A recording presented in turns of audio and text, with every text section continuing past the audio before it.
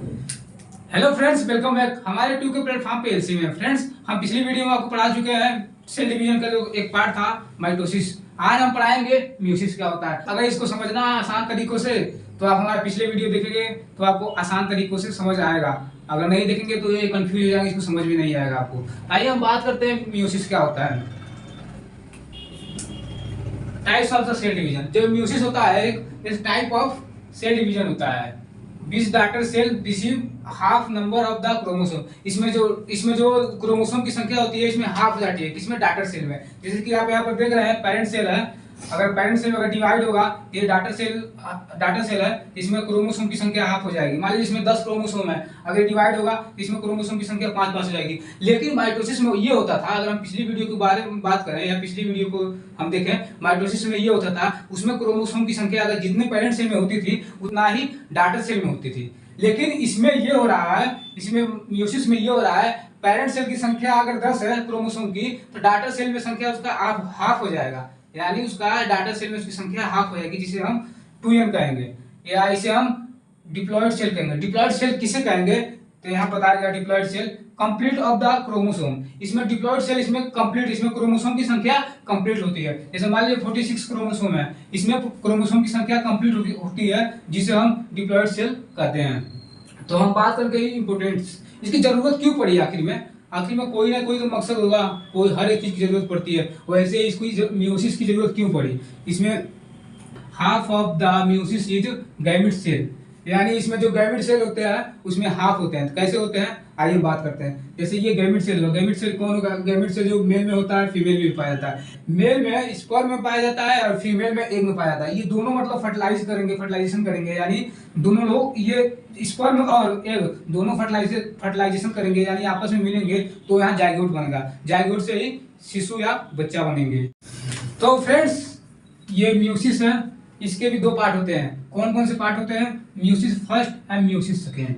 जो meiosis first है इसके भी फेज है। कौन कौन से फेज है? Prophase 1, metaphase 1, anaphase 1, telophase 1।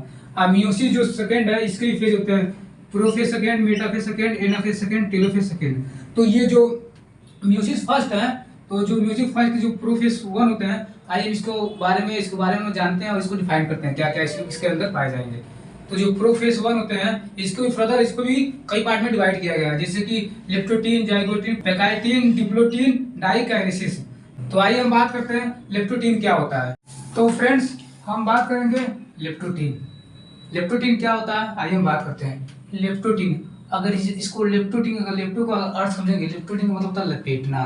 किसको लपेटेगा? ये जो आप देख रहे हैं, ये मान लीजिए न्यूक्लियस मेम्ब्रेन है, ये आप सेल देख रहे हैं, ये न्यूक्लियस मेम्ब्रेन है, ये आपका क्रोमेटिन है, ये आपका सेंट्रोसोम है।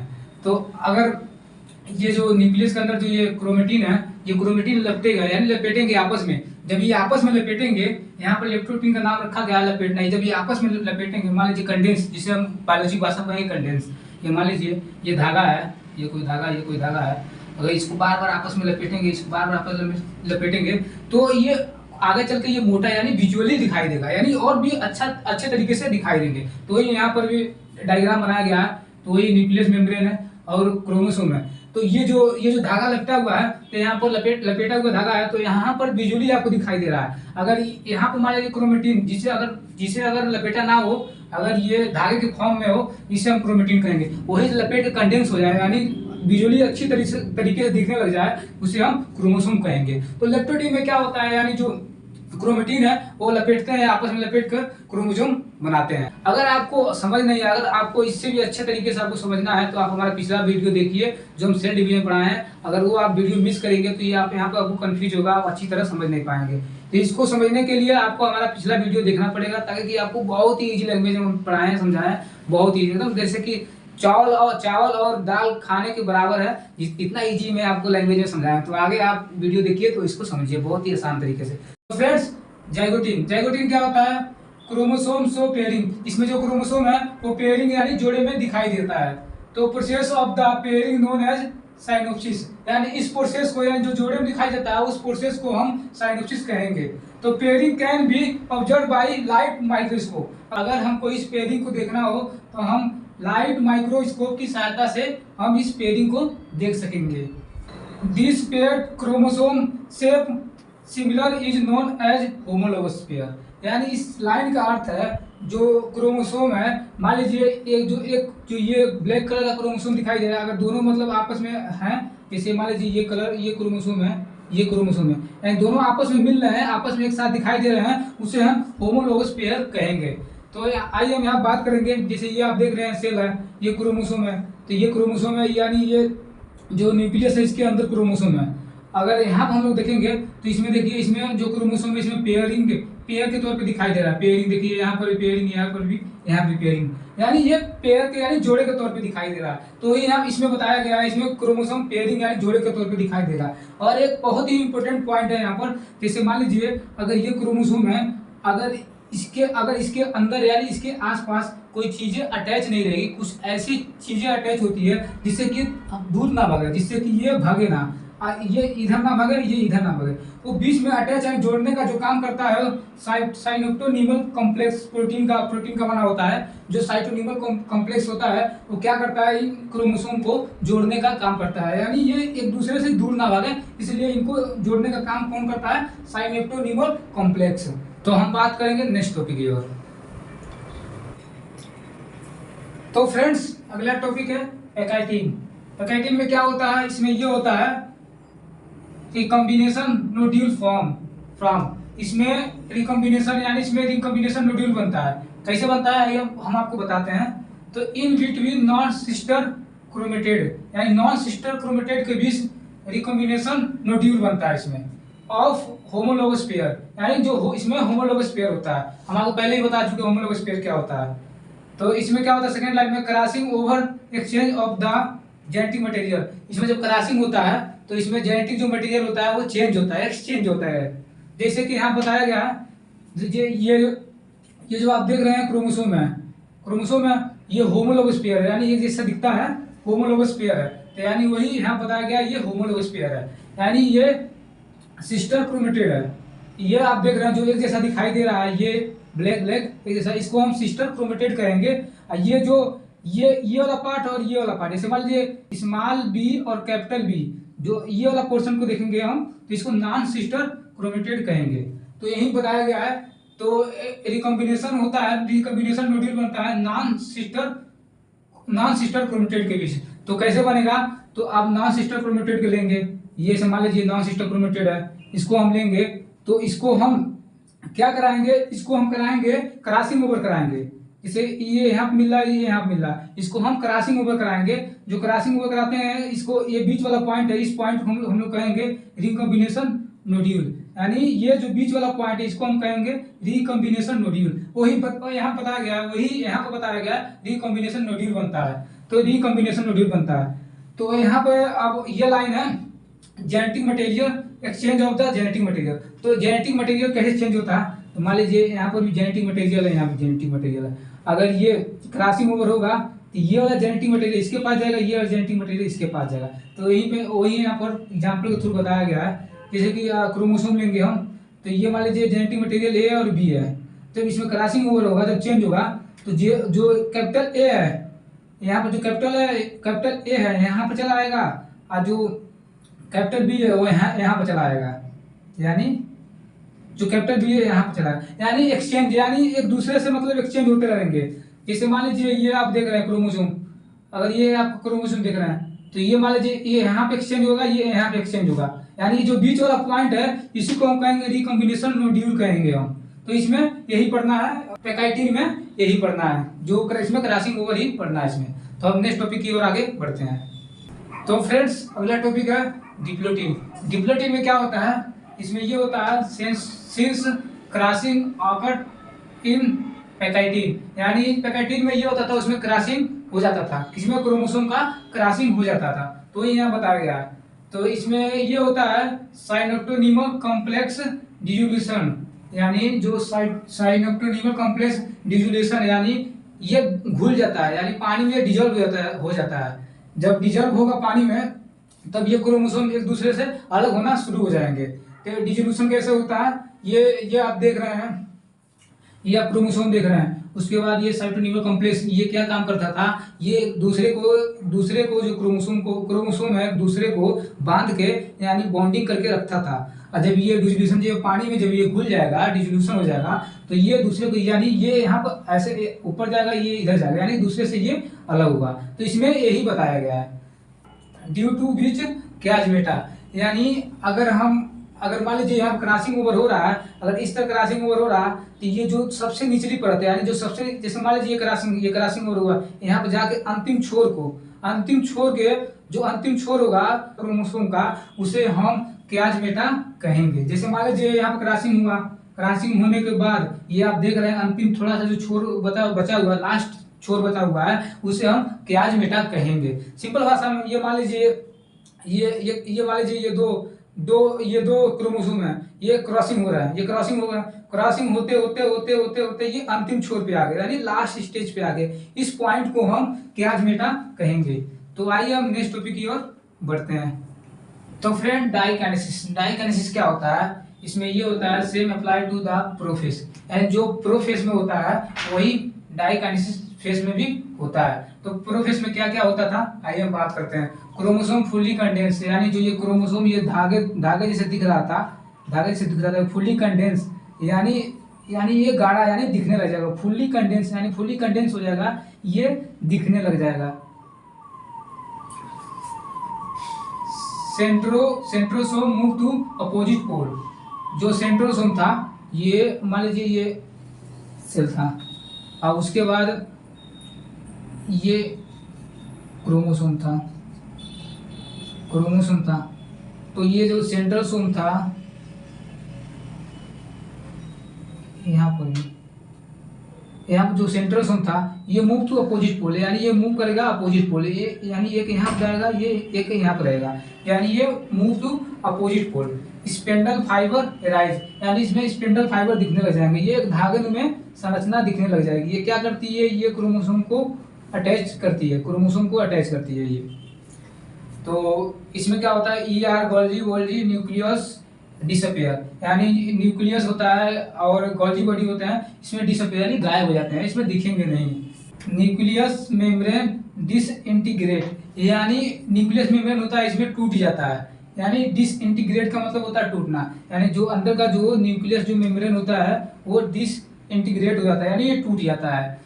तो फ्रेंड्स हम लोग मियोसिस फर्स्ट पढ़ रहे थे, इसमें हम लोग प्रोफेस पढ़ रहे थे। प्रोफेस में क्या क्या पढ़े हैं हम, लेप्टोटीन पढ़े हैं, जाइगोटीन पढ़े हैं, पैकाइटीन पढ़े हैं, डिप्लोटीन पढ़े हैं, डाइकाइनेसिस पढ़े हैं। मेटाफेज फर्स्ट में क्या क्या होता है आइए हम आपको समझाते हैं। तो फ्रेंड्स मेटाफेज फर्स्ट में क्या क्या होता है, ये जो आप डायग्राम देख रहे हैं इसमें ये होता है डबल मेटाफेजिक प्लेट, इसमें डबल मेटाफेजिक प्लेट होता है। ये आप देख रहे हैं सेल, ये आप क्रोमोसोम देख रहे हैं, ये आपका सेंट्रोमियर है।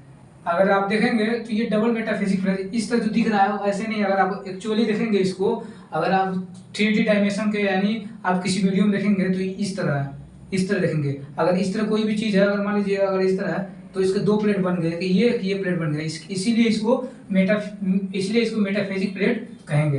अगर मान लीजिए अगर 46 क्रोमोसोम है, अगर एक मेटाफेजिक प्लेट में 46 क्रोमोसोम है तो सेकेंड मेटाफेजिक प्लेट में 92 क्रोमोसोम दिखाई देंगे। यानी इसमें अगर देखा जाए एक्चुअली तो इसमें 92 क्रोमोसोम है, लेकिन आपको समझाने के लिए इतना ही जगह था तो आपको हम बता दिए हैं।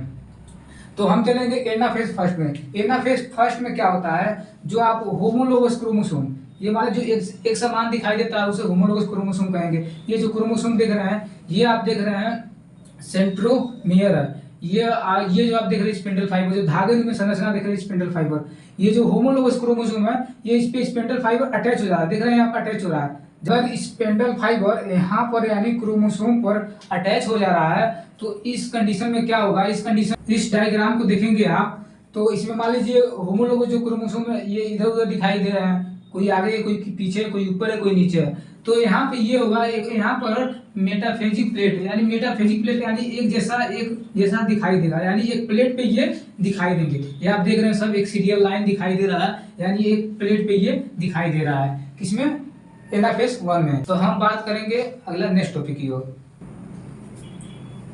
तो फ्रेंड्स टेलोफेज फर्स्ट में क्या क्या होता है आइए हम बात करते हैं। ER Golgi E R Golgi nucleus reappear, यानी जो न्यूक्लियस है यानी गोल्जी है वो रीअपेयर यानी दोबारा इसमें दिखने लग जाएंगे।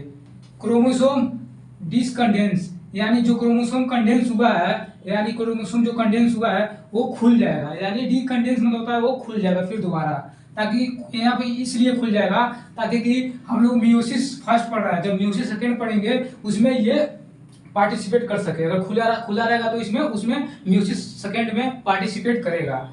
तो न्यूक्लियस मेम्ब्रेन अपेयर, यानी न्यूक्लियस मेम्ब्रेन अपेयर आप यहाँ पर देख सकते हैं कि ये क्रोमोसोम है, ये क्रोमोसोम है। अगर आप देख रहे हैं क्रोमोसोम, यहाँ पर क्रोमोसोम क्या हुआ है, यहाँ क्रोमोसोम क्या हुआ, डीकंडेंस, यानी ये कंडेंस यानी खुल गया। जो यहाँ पे पैकेज था, यहाँ पैक था, यहाँ पे ये खुल गया। यहाँ पे न्यूक्लियस मेम्ब्रेन दिखाई दे रहा है। तो फ्रेंड्स टेलोफेज समाप्त हुआ, टेलोफेज फर्स्ट समाप्त हुआ।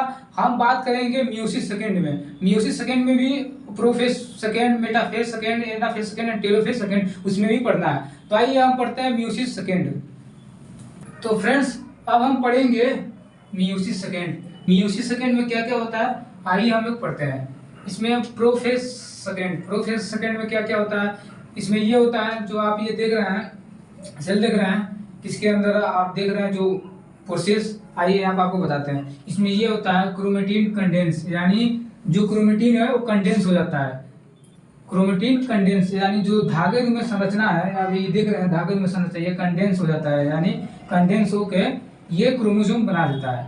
तो क्रोमेटिन कंडेंस हो जाएगा और उसके बाद क्रोमोसोम अपेयरिंग, यानी क्रोमोसोम दिखने लग जाएगा। जब ये कंडेंस होगा धागे में संरचना तो ये दिखने लग जाएगा।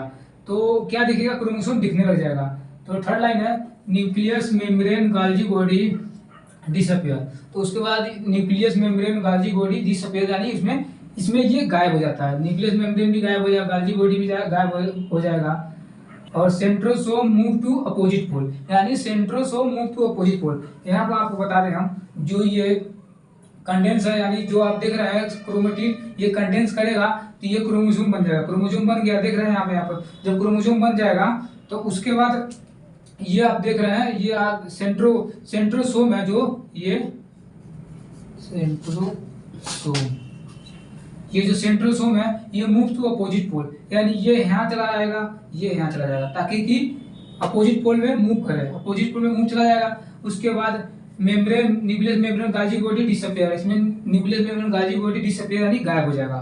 तो आपका प्रोफेज सेकेंड समाप्त हुआ। अब मेटाफेज सेकेंड की ओर आगे बढ़ते हैं। मेटाफेज सेकेंड क्या होता है, तो फ्रेंड्स मेटाफेज सेकेंड में क्या क्या होता है, जो आप ये देख रहे हैं सेल, ये जो आप क्रोमोसोम देख रहे हैं ये स्पेंडल फाइबर इससे अटैच करेगा, यानी ये जो सेंट्रल मिरर है इसे स्पेंडल फाइबर निकलेंगे। जब स्पेंडल फाइबर निकलेंगे ये क्रोमोसोम पे मतलब अटैच करेगा, अटैच मतलब जुड़ेगा इससे। जब ये जुड़ेगा, जब इसमें मेटाफेज सेकेंड में जब ये जुड़ेगा तो एनाफेज सेकेंड में क्या होगा, जब ये जुड़ेगा तो ये खींचा मतलब खींचेंगे। मान लीजिए कोई भी चीज हो, तो मान लीजिए अगर कोई मतलब ये पेन है, ये पेन है, ठीक है, ये दोनों मतलब पेन है समझ लीजिए। अगर ये इधर से कोई खींचेगा, इधर से कोई खींचेगा तो ये खींचेगा तो ये मतलब दूर भागेंगे तो इसका मतलब से थोड़ा चेंज हो जाएगा। तो वैसे यहाँ पर जब क्रोमोसोम यानी स्पेंडल फाइबर क्रोमोसोम से अटैच हो रहा है तो यानी ये दूसरे से दूर भाग रहे हैं, यानी भागेंगे। तो इसमें आप देख रहे हैं ये जो क्रोमोसोम था ये आप एक मतलब एक दिखाई दे रहा था, एक सीक्वेंस दिखाई दे रहा था। यहाँ पे ये अलग हो रहा है क्रोमोसोम, यहाँ पे ये अलग हो रहा है। तो अब टेलोफेज सेकेंड में क्या होगा, आइए हम बात करते हैं टेलोफेज सेकेंड में क्या होगा। तो फ्रेंड्स टेलोफेज सेकेंड में क्या क्या होता है आइए हम आपको बताते हैं। क्रोमोसोम डीकंडेंस, यानी इसमें क्रोमोसोम है डीकंडेंस, यानी जो आप ये क्रोमोसोम है दिख रहा था, ये आपका जो क्रोमोसोम दिख रहा था ये डीकंडेंस, यानी फिर दोबारा ये खुल जाता है धागे के फॉर्म में ये फिर दोबारा ये हो जाता है। यानी जो धागे बने होते हैं फिर वो दोबारा उसी के फॉर्म में आ जाते हैं। तो इसमें न्यूक्लियर मेम्ब्रेन फॉर्म, इसमें न्यूक्लियर मेम्ब्रेन दिखने लग गया, आप देख रहे हैं न्यूक्लियर मेम्ब्रेन दिख रहा है। इसमें ये जो इसमें आप जो देख रहे थे क्रोमोसोम ये सीधे डीकंडेंस होगा, ये इसके फॉर्म धागे के फॉर्म में दिखने लग जाएगा। तो इसमें 4 हैप्लॉइड न्यूक्लियर फॉर्म, इसमें क्या होता है 4 हैप्लॉइड न्यूक्लियस फॉर्म। इसमें आप देख रहे हैं 4 हैप्लॉइड 1 2 3 4, यानी 4 न्यूक्लियस दिखाई दे रहा है इसमें। न्यूक्लियस रीअपेयर, यानी जो गोल्जी और न्यूक्लियस दोबारा इसमें दिखने लग जाएंगे। तो फ्रेंड्स, हम आशा करते हैं कि हमारा वीडियो पढ़ाया हुआ आपको समझ में आया होगा। अगर समझ में आया तो उसे लाइक करें, सब्सक्राइब करें, शेयर करें। अगर कोई भी डाउट है तो कमेंट करके बताएं, हम आपका डाउट सॉल्व करेंगे। यानी जो हमारी टीम है, फैकल्टी है, आपका डाउट सॉल्व करेंगी। तो जय हिंद।